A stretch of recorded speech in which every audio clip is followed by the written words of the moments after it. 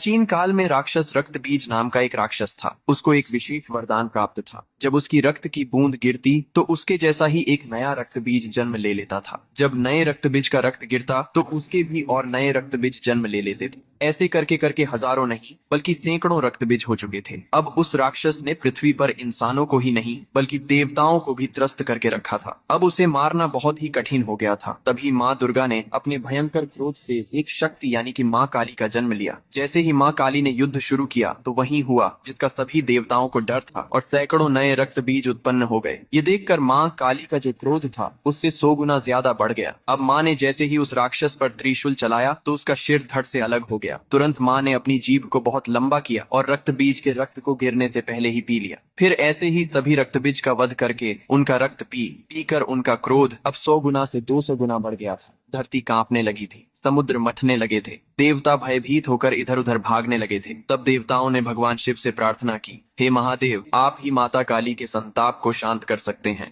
शिव ने देवताओं की पुकार सुनी और माँ काली के सामने युद्ध भूमि में पहुंच गए। लेकिन माँ अपने तांडव में इतनी लीन थी कि उन्होंने शिव को भी नहीं देखा। तभी भगवान शिव ने स्वयं माता के चरणों में लेट गए। जैसे ही माँ काली का पैर अनजाने में शिव के सीने पर पड़ा, तुरंत उनका क्रोध शांत हो गया। उन्होंने नीचे देखा तो अपने प्रिय पति शिव थे। यह देखकर उनकी जीभ शर्मिंदगी से बाहर निकल आई। इसके बाद शिव ने मुस्कुराते हुए कहा, हे माँ, तुम्हारा यह रूप सृष्टि के संतुलन के लिए था, लेकिन यह रूप अब धरती पर बहुत धाम धूम से पूजा जाएगा। यही कारण है कि तस्वीर में और मूर्तियों में माँ काली को शिव जी पर खड़े हुए दिखाया जाता है, जो बहुत ही शुभ।